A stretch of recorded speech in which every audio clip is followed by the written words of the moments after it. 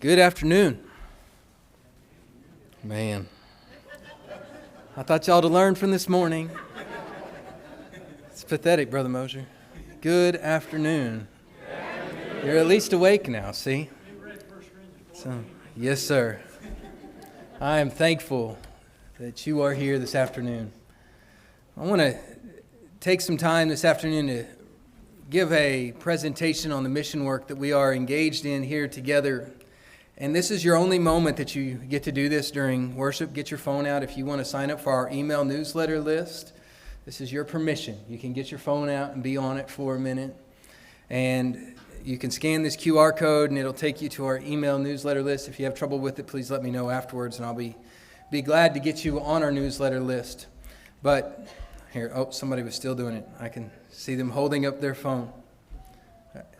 I want to start by saying thank you. I'm reminded of 1 Corinthians chapter 14.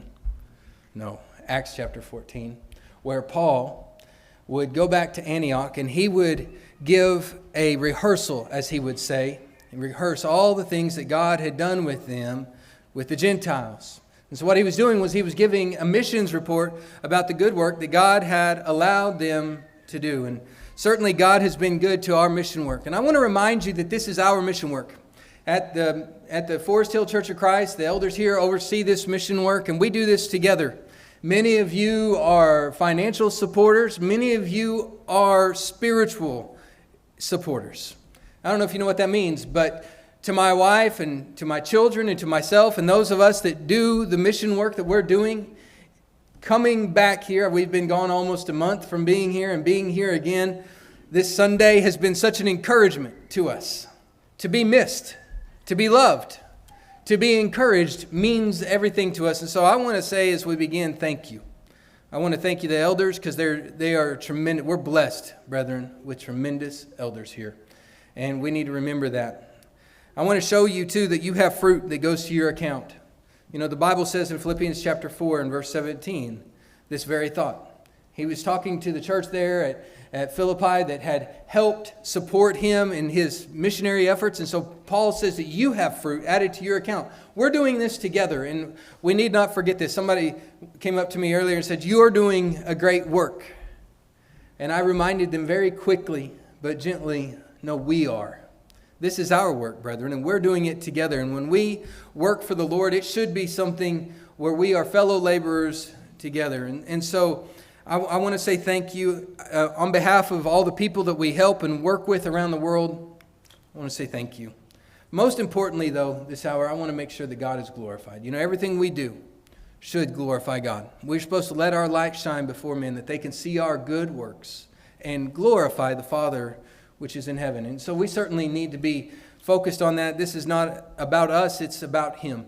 And so I want to start by talking about our missions philosophy. There's a lot of you that have never heard a presentation about the Manna Project. Some of you came to me this morning and said, "Man, I can't wait to hear about it." So I want to quickly give you our missions philosophy. And it starts with this. We're told to go into all the world, preach the gospel to every creature. We're supposed to baptize, and then we're to teach them to observe all things. Our first goal is to reach people with the message of Jesus Christ, plain and simple. We want everyone to reach heaven. That's it. And so the best way to do that, and the only way to do that, is to preach the word. I was in Panama in the last couple of weeks, and while down there, I had an unfortunate event happen. We don't always tell these kind of things when we're giving mission reports, but I think it's important that we understand the reality of mission work. I did not preach during one of the sermons, and I sat there, and the preacher did not preach a single Bible verse. Not a single one. He asked me if I could get up and say a few things, and you can guess what happened. I got up and preached the word, and I encouraged them that what they need to hold fast to is not what we say, but what God says. And so our job is to go into all the world and preach the gospel, and that in itself should lead to baptisms. That in itself should lead to encouragement. And then we need to stay with them and follow up with them. When he says to observe all things whatsoever I have commanded you, that means to stick with it. Keep teaching them as Paul would write to the church in Ephesus to edify them in Ephesians chapter 4. And so we certainly do that. One of the ways we do that is we have what we call our School of Church Growth and Evangelism. We've noticed over the years that we can go in a lot of places and we can baptize and we can plant churches. In the last year, during 2023, we planted 23 churches. But one of the things we've noticed is that a lot of times they don't grow past that point spiritually. They're not developing elders. They're not developing deacons. They're not developing their own preachers. Matter of fact, when we were in Panama this last week, I asked the preacher that we were with in that area, I said, how many churches here, that most of them have been there since the 50s and the 60s, I said, how many of them have elders? And he said, none. And I said, why? And he said, well, we can't really preach on it. And I said, why? And he said, well, they don't like it. Brethren, that's not how God's designed it. So we decided last year that we were going to start working heavily in this area of developing congregations to spiritually mature. We plant a lot of congregations, but the question is, are they growing the way that God desires? When you think about what the writer of Hebrews would say, he says, they need to be on something stronger. The time has passed. They need to grow. They need to be on meat. And so we started the School of Church Growth. And so what it is it's a 12-month program where we put whole congregations through it. Every man, woman, and child goes through this. It's a curriculum for the whole congregation. And the first month, the topic is, what is the church? It's very simple. What is the church?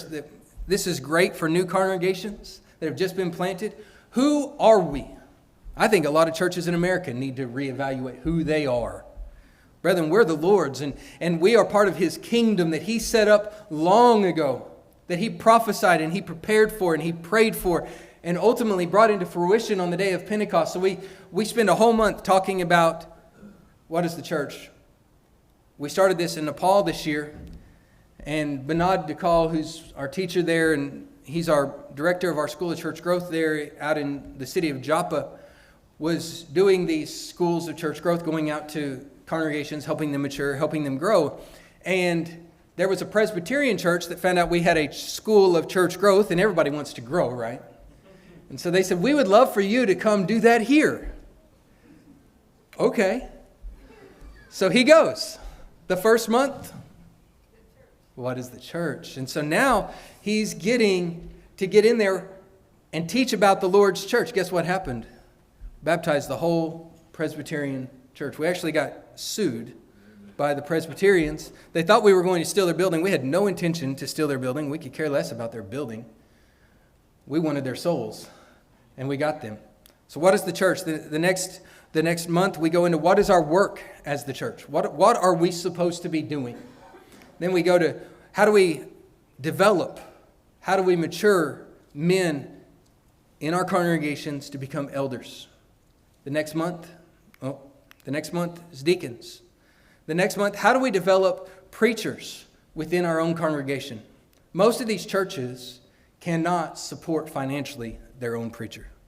Around the world, this is globally a problem. It's great to send them through preaching school, and we need them to. Many times, these churches cannot afford a man that's gone through preaching school to come back there and preach full-time financially. So how do we get them to where they can have solid preaching even when they can't afford a preacher? And so we give them a plan forward. One of those things includes having them learn how to have each man in the congregation step up, study for themselves, and start doing some preaching periodically. If they've got 4 men, most of them don't have afternoon services on a Sunday. For example, in Nepal, Sunday is the first day of their work week. And so they have worship services at 6 a.m. They have one service. So what we encourage them is to get 4 men in their congregation to each pick a Sunday, and they're going to preach. We help give them resources, sermon outlines, learning material that they can read. They can go over, they can use this material that we give them in our School of Church Growth curriculum. And we help them and encourage them that preaching does not have to be difficult. Remember what the admonition from the Lord is. Preach the word. And we encourage them, if they're not skilled in the art of preaching, that they can get up and literally read God's word. That's not hard. If you can read, As a man, you can do that. And listen, you can't get false teaching when you stand up and proclaim and read God's word. How simple can it be? God did not make this hard. So we want to help them with that and learn that they can develop men in their own congregations. And eventually, as they study more, and if you've ever preached, you know, or taught a Bible class, you know that by studying and digging in for that sermon, you're growing. And you're growing immensely. And so now the congregation is growing spiritually in this area. Then we teach them about how to deal with false teachers, because it's going to come. What did Paul talk about in Acts chapter 20, right? He was going to leave, and after his departure, what was going to happen? Grievous wolves were going to enter in, even among, talking about the eldership there. How do you deal with that? See, many of them don't know, what do we do when a false teacher comes in? What about the fact that we have people within the church? And you know what happens with people? Sometimes we disagree. Sometimes there's disagreement and there's division. What do we do when division arises? How do we biblically deal with this situation? The next month, we talk about building godly families. We spend a lot of time talking to parents about your job is getting your children, husbands, getting your wife to heaven. That's your job. Your job isn't to be rich. Your job isn't to be important. Your job isn't to be famous. Your job is to get yourself, you get your wife, and you get your children, and Lord willing, your grandchildren, and you create a heritage in your home of being faithful to the Lord.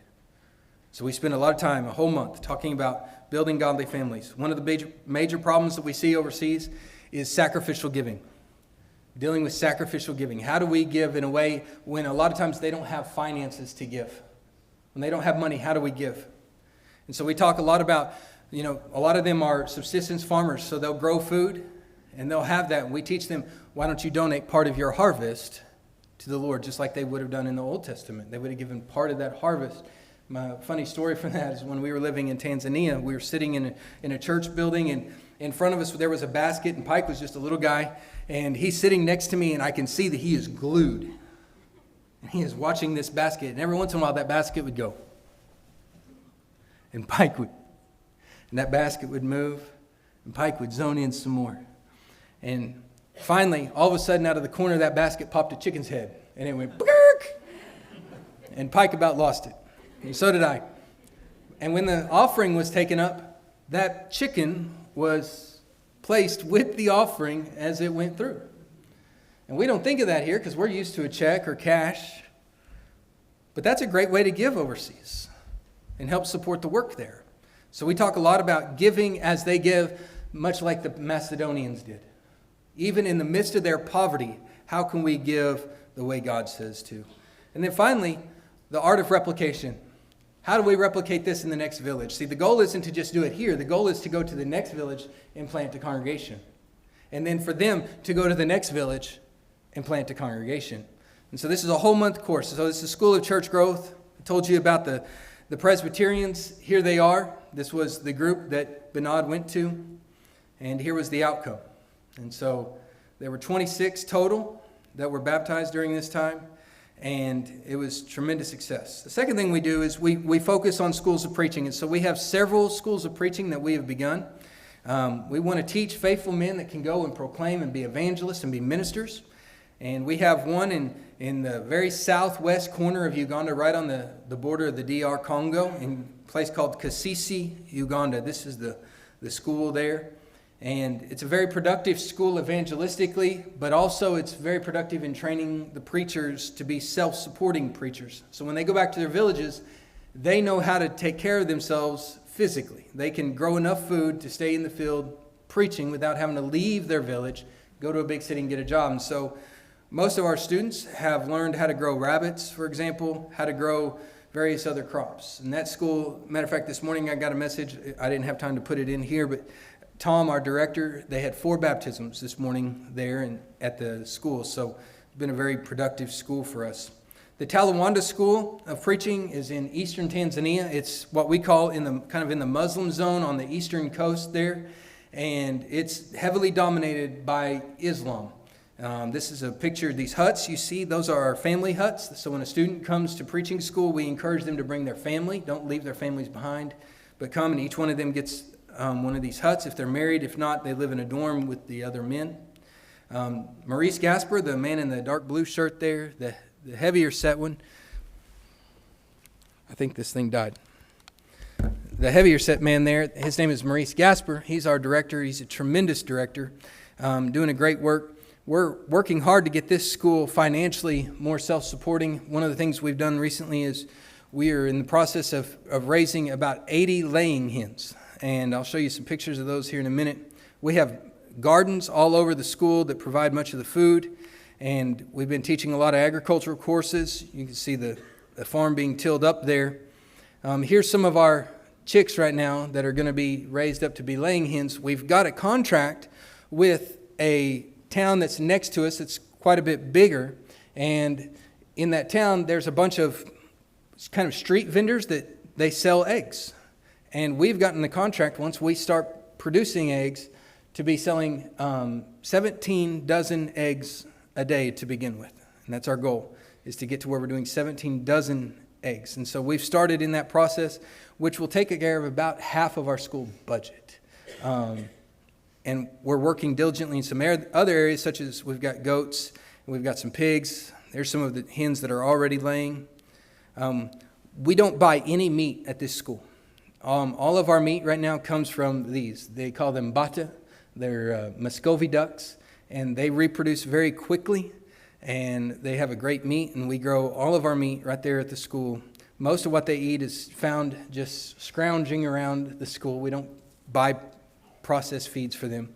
We recently started a fish farm there, and so we've got a fish farm that's going to actually supplement our food, but also hopefully raise some money for the school. The third thing we do is we go and do agricultural courses for preachers, and so we have a school of sustainable agriculture. We want to teach these preachers all around the world, and that's what Kelly and I were doing in the last couple of weeks in Panama, was teach them how to be self-supported. We need self-supporting preachers. It is great when men can be supported by the Lord's church, and that's certainly a great plan. But it's not the only way that it happens and needs to happen. I'm reminded of what Paul told the church in Ephesus. He says, you know full and well how these hands have ministered to my needs, and not only to mine, but also to those that were with me. And he certainly was a tent builder. When you look at Acts chapter 18, you see how he spent a period of about 3 years in Corinth, and he lived in the house of Aquila and Priscilla, and it says he dwelt with them during that time because they were of the same profession, tent makers. And so Paul would support himself to preach. And many of these preachers that we deal with in third world countries, they need to be able to feed their own families. And so we teach them agriculture and advanced agricultural methods. One of the things that we teach heavily is about the moringa tree. I don't have time to go into it. You can Google it. But it's the most, not right now, don't get, several people got their phones out. It's the most nutritious plant on earth. And so we do a lot of teaching and helping people learn to grow moringa trees.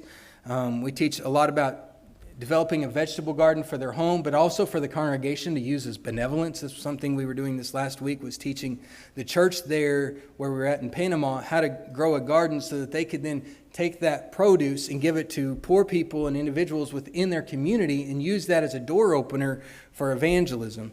So you can see some of our crops growing there at that school in Talawanda. We teach a lot about compost, how to use biochar, how to sequentially garden. Many times what we've seen they'll do is they'll plant a garden, and then they'll plant a big garden, but they'll plant it full of tomatoes all at once. Well, they're going to have a huge crop of tomatoes all at once, and it'll only be good for a couple weeks, and then they're done. And so what we're trying to convince them of, and it takes some convincing, is that maybe plant a row this week, and then in 2 weeks, let's plant another row. And then in another 2 weeks, let's plant another row, so that we're constantly producing the food that you want to eat, because they don't have means of preservation. They're not putting up a bunch of cans like our grandmothers did here in America. They don't have those kind of things there. And so they have to learn how to grow food in such a way that they're constantly eating. So we teach a lot of that. We teach a lot about small livestock. Again, this kind of goes with the sequential gardening idea. The reason we teach them about small livestock as opposed to raising cows, which I love cows. I grew up on a ranch. But the problem with the cow is once you process it down and butcher it, you've got to have some way of preserving it and keeping it for months at a time until it's consumed.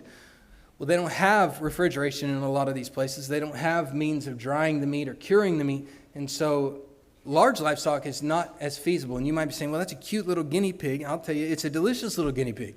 And it's not always popular, but it's true. And so things like guinea pigs and rabbits serve as and the ducks, the bata, they serve as great daily meat for them. In most third world countries, most people only consume, in impoverished places, they only consume meat once a month. So by teaching them how to raise small livestock, especially livestock like guinea pigs and rabbits, they can learn how to raise a food that doesn't make any noise. It hardly makes any sound or smell. It takes very little space to grow it. It takes just using the waste from your farm to feed it. And so it's a very economical way. And so we teach a lot about small livestock. There's some bacon seeds and some more rabbits. Recently, we have just this month begun a new school that we're working with in Kenya. And there's a brother there that's been begging us to come and help him work there. And he's been doing a great work. And we've partnered with them. And this is a school that doesn't cost us any financial funds except for our travel to go there and teach and work. But the operation of it daily is covered financially by its own self. And so we've been able to partner with them. We do a lot of evangelism, but we also have been providing our School of Church Growth, and we have a small preaching school. We've got 5 students enrolled. He wanted to know how many students we should enroll. I said, well, how many can you afford? Not how many can we afford. I said, how many can you afford? And he came back and he said, I think about 5. I said, then take in 5. When you can afford 6, we'll take on 6. Trying to get them to take ownership. We're trying to get them to be invested for themselves in the work. We'll come in and provide the curriculum. We'll help them with teachers. We'll help them with oversight and leadership. But we want them to start taking ownership, brethren. And it's time that we helped wean places in the mission field to start doing things for themselves. And so that's one of the things we're doing. One of the really neat things at this school is they have a water sanitation and hygiene program. And it's been extremely, just amazingly effective at spreading the gospel. And they get into people's lives. Many of them go and get water, for example, from a ditch. And so they'll get that ditch water, and that's what they'll drink, that's what they'll cook with, that's what they'll wash their clothes with. And they get amoebas in their stomach, they get very sick, it shortens their life, no doubt. Many of them actually go blind from it. And so what we're doing is providing a way for them to learn how to treat their own water. And then in the process, we want to teach them about the water of life as well.